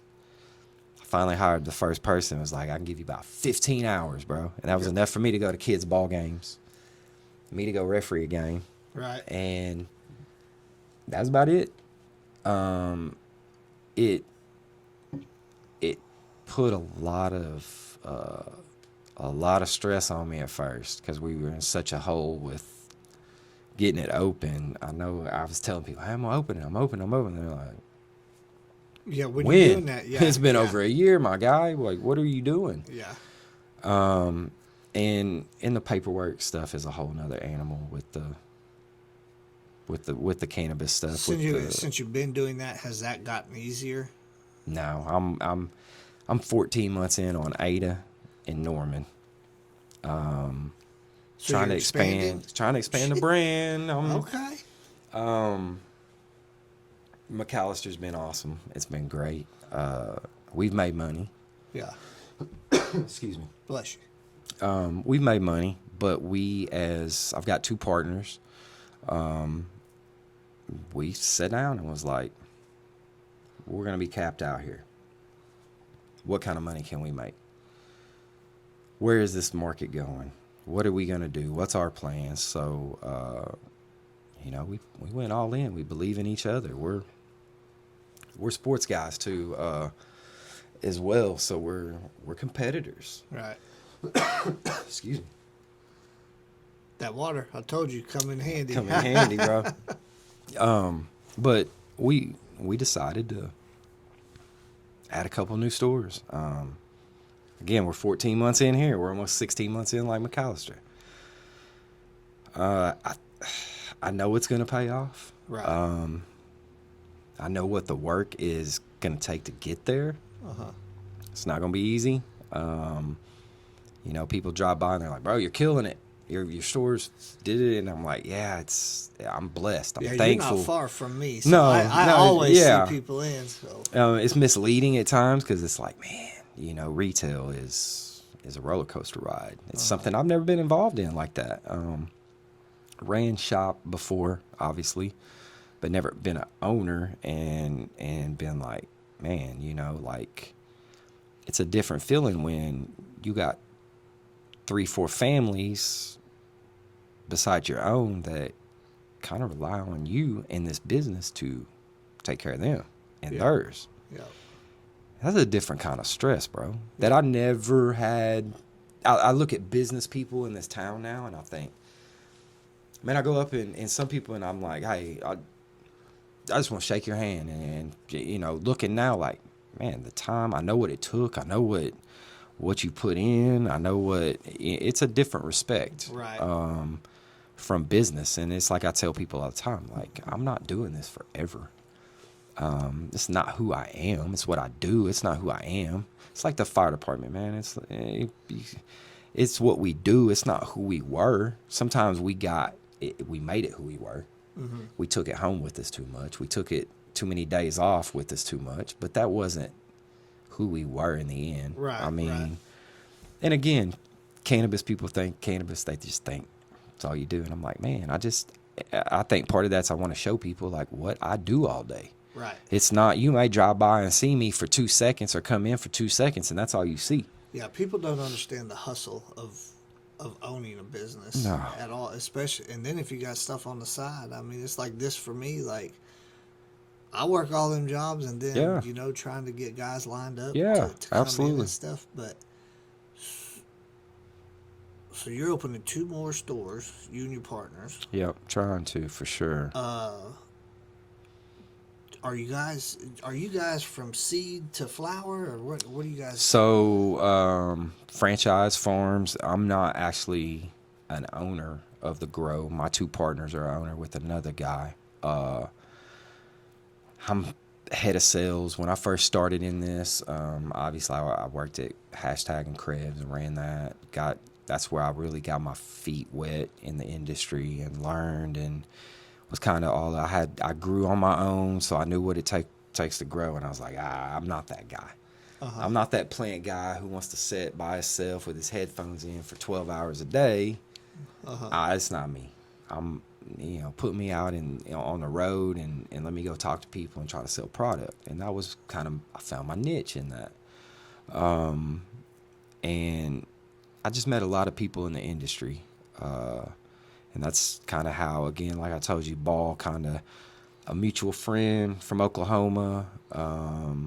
He was it's a crazy story. He was actually dating a former Thunder player, sister. I'm glad you threw sister in there because for a split second I was I'm not even gonna say his name. You got the real tea right now. I'm not even gonna say his name. Right. But James Lennox, shout out James. He put all this together. Basketball, the sports world that we knew each other from. He moved off. His brother-in-law wanted to get into the cannabis in Oklahoma. Uh-huh. He didn't know nothing about it. James didn't know nothing about it. So he's like, who do you know anybody? And he's like, I know a guy. I know a guy. He's been seeing my stuff, and he called me up one day, and he's like, hey, I got a guy. This and that. So, long story short, his guy sends him to California to meet with a NBA player who is big in the cannabis industry, has a brand, a couple other NBA players, this and that. Well, he goes out, and the two guys that picked James up is now my partners. Really? Yeah. Oh. So Dustin and Django are my two partners, and they were working for a company called Viola. Al Harrington played in the NBA. Has a cool story as well. There was a HBO Sports deal about cannabis and his brand. Brent Gumbel did a deal about him. I knew their brand from California. They were a good brand. Of course, being a sports guy, I'm like, yo, Al Harrington, da-da-da-da-da. So he tells me James comes back, and I meet him in the city one day, and he's wearing this Viola stuff. And I'm like, what you know about Viola? And he's like, what do you know about Viola? Like, how do you know Viola? And I'm like, bro, basketball out here. Yeah. He's like, yeah, I went out there and kind of did some little research and went through and was trying to learn some things for a week with these guys and da-da-da-da. Well, then those guys reached out to him and was like, hey, we're coming to Oklahoma. You know anybody else? And he's like, yeah, I got this homie that, you know, he's doing grow, this, store, that, selling. Well, introduce us. So I go to the city, and we had a little cannabis event. And I met up, introduced me to them. We started talking. They go back to Cali. They get my number. They call me. And next thing I know, they're here. And they show the Oklahoma Kush, you know, that looks like the Thunder. And I'm just like, that's it. That's the brand. That is what we've been waiting on in Oklahoma. And when I saw it, man, I was just like, being the sports guy, and I was like, that's awesome. Like, I dig that. And they basically was like, man, we want to bring you on. We needed, you know. And it started with, like, just selling and working through other parts of the business. And then we just kind of fell into the retail side. That was the ultimate goal, was retail. Right. The grow, man, the grow's a whole nother animal. Now you got pre-pack, so it's got to all be pre-packaged. We do pre-pack. We do distribution. It's logistics. It's so much going on. It's like, man, one minute you're FedEx and UPS, and the next minute you're trying to, you know, be a retail, and the next minute you got your hands dirty in dirt, and it's. How many people do you think that you guys employ? Oh man, from packaging to trimmers to it. I'm gonna say not just Oklahoma Kush, but kind of everything wrapped into Oklahoma Kush. There's probably 15 to 18. Really? At any given time. From trimmers, there's people that come in on harvest days, and that's, you know, they're trim crews. They trim for 2 weeks. Right. You know, Trim whatever. for 2 weeks? Just depending on how many pounds you've got. You know, there might be 100 pounds. You may have a harvest that's 100 pounds or more, and it usually a good trimmer can do about a pound and a half a day. 100 pounds wet or 100 pounds dry? So it's again, it's like I tell people, it's like tomatoes. You're gonna hear 100 different ways how to grow cannabis. 100 different. It doesn't mean it's wrong or right. Some people like a dry trim. Some people like a wet trim. It's just preference, man. I'm just asking because I've heard wet and dry. So yeah. There's there's cocos, there's dirt, there's different ways to grow. Hydroponics with the water. There's so many different ways that so what I tell people all the time, it's like tomatoes.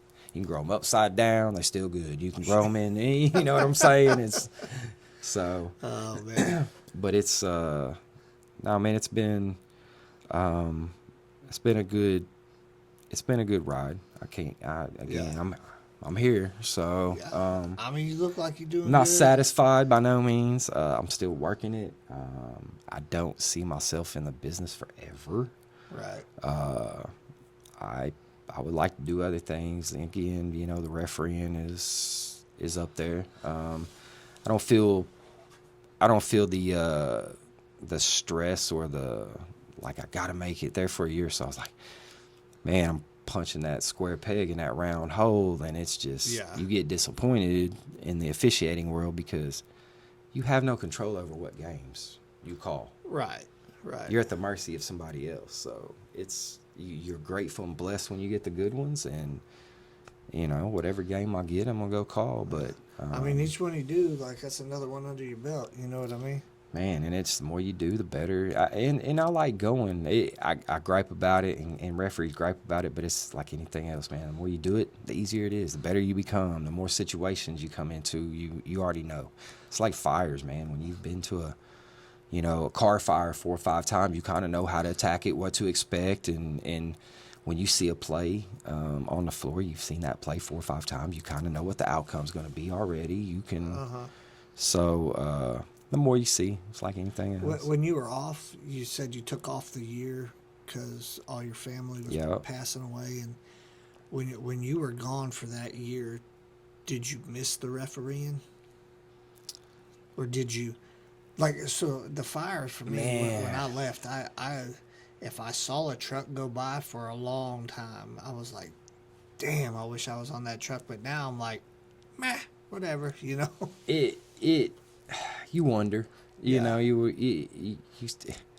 used to have the radio on at the house listening, just like, what do you do? And then after a while, I was like, I don't want to know. I don't even want to know anymore. You know, like, I'm good. Well, man, that's a hell of a story for sure. I had no idea. To be continued. Yeah, for real. Oh yeah, we still got years ahead to make new ones. You man. bring the grandbaby next time. We'll set up. You a already play know pin, it, man. You know? I'm down. I'm down. I didn't know he's your granddaddy now. And bro. That's crazy. Well, what would you tell? Rewind all the way back. What would you tell 19-year-old Chris? It can be anything. 19-year-old Chris. Wow. I had a guy the other day, and he was 28, and I asked him, and it took him a second to think of something because hell, he's only 28, so he ain't got you know what I mean? 44-year-old Chris to 19-year-old Chris. Let's see. I'm in Kansas. 19-year-old Chris would have probably changed nothing because he was on track, so to speak. Man, probably the one regret that I have out of anything is, which is simple, and it's more of a mind, like I feel defeated, is I got 100 and something college credit hours and no degree. And I think that's probably my biggest like regret right now. Not that I can't go back and finish, you know. And I've thought about it. I've looked into it, and man, it's like they make it so hard now. Well, you got to take 6 hours from here, but then you got to transfer all this over here. And I'm like, forget it. I don't even want to mess with all that, you know. Right. But I'm hoping maybe one day I'll get some downtime. Well, so and do was it. Are all those towards a bachelor's? Yeah. Man, you got to be able to convert over to an associate super easy. Well, I left my junior college after 3 semesters. I had a lab class. I remember it. Had a lab class with the track coach's wife, bro. Oh, Lord. So she was kind of like, I got you. I was trying to take like 20. I remember I had to get it approved. I was taking like 25 hours this semester. But I was trying to graduate in 3 semesters with my associates, is what I was trying to do. Because I knew I was going to Missouri Southern in Joplin. And I was like, that degree would have transferred to everything over. And I didn't get it. I couldn't do it, bro. That's a lot of hours, man. I had to drop. And being, you know, having the kid, working a work-study job 20 hours a week. Just all the, I mean, yeah, I probably, looking back, I'm like, man, why didn't you just do it? You know? Yeah. It wouldn't have been pretty, but I didn't get that class. And then they told me, oh, now you need a computer class. Because I looked actually one time when I was at the fire department. I was like, I'm going to finish my degree. I'm going to at least get my associates. Yeah. Because we got a raise. That was when I was like, Yeah. I'll go ahead and get this extra 50 or 100 or whatever it is a month for this degree. I don't need one class. I'll go out here and take it. Cool. And then I just kind of was like, I felt, it's like the one thing I felt defeated about, you know. So I think, man, 19-year-old Chris, stay, finish. It's kind of like I tell my 22-year-old right now. He's coaching already, and he's at the school, but he's trying to finish his teaching degree. And I was like, bro, just finish it. Just get it done. The rest will take care of itself. Just get the degree, and then it opens up all the doors. Yeah. A lot of us don't use the degree we had. A bunch of us don't use the degrees. Yeah. You know, I kind of thought the criminal justice would transfer over to some kind of a like fire investigation. Yeah. And then once I became a fireman, I was like, I don't want to investigate no fires, bro. That's the most boring. Like, I don't know how it does it.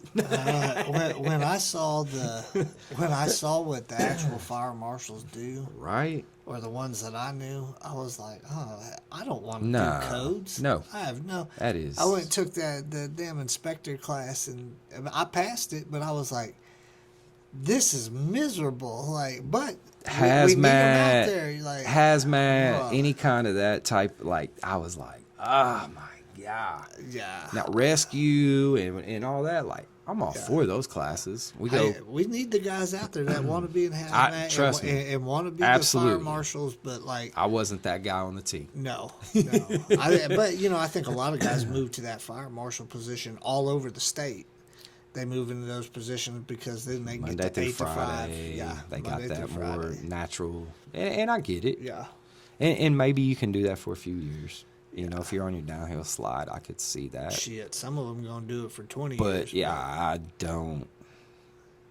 No, back to probably if I'd have stayed 20, probably would have never promoted. Probably would have been forced to promote at one point. I was obviously. 10 years in before I did. But I probably would have never just.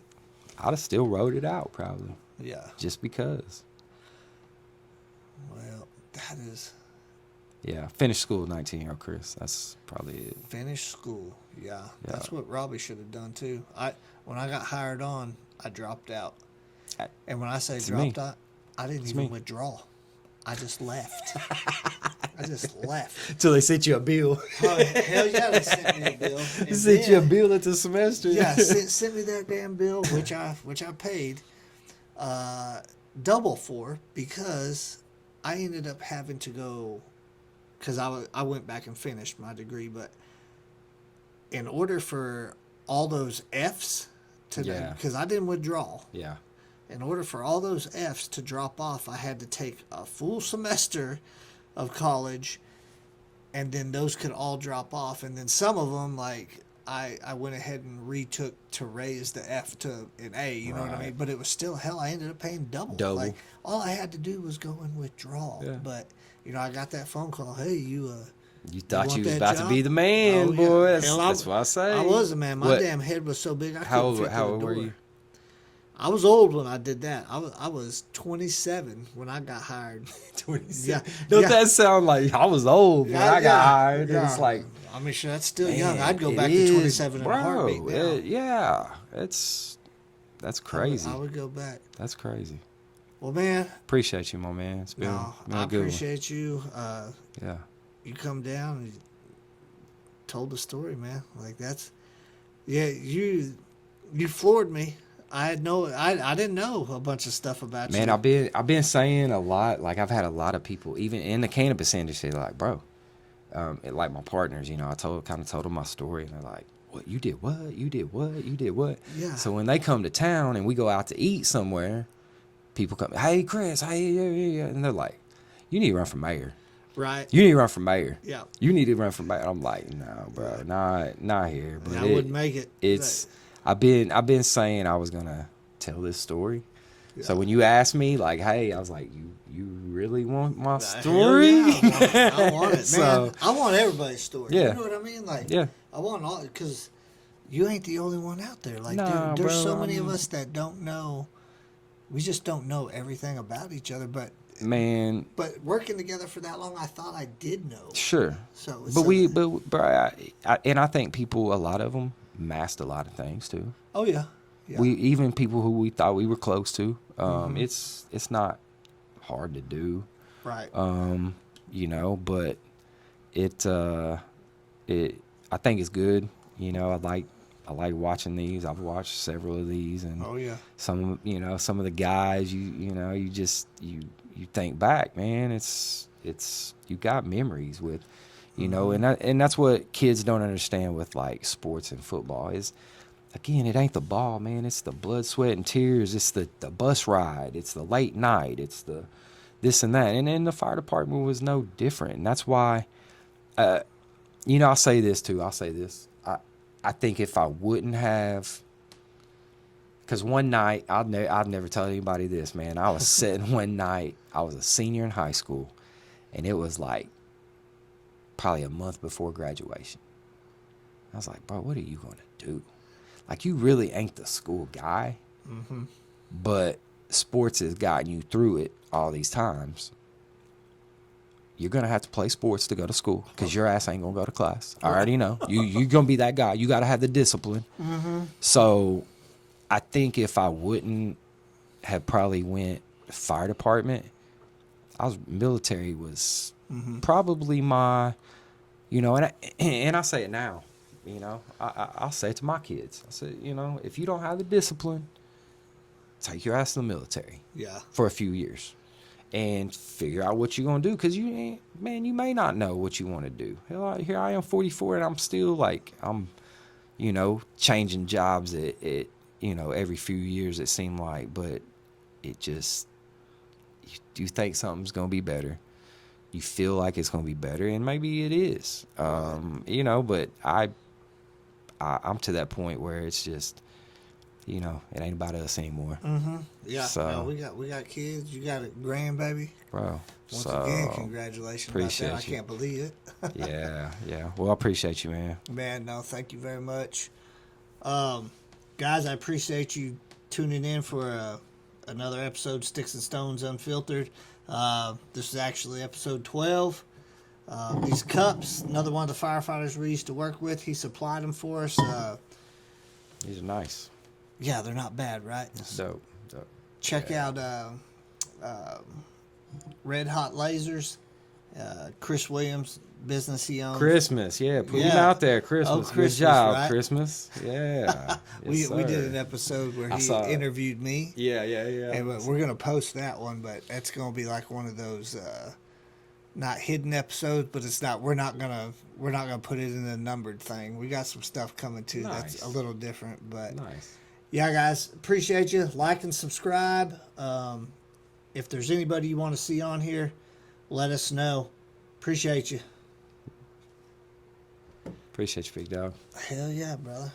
That was good, man. That was good. We was at it for a while, too. Man, I didn't even know what time it was, bro.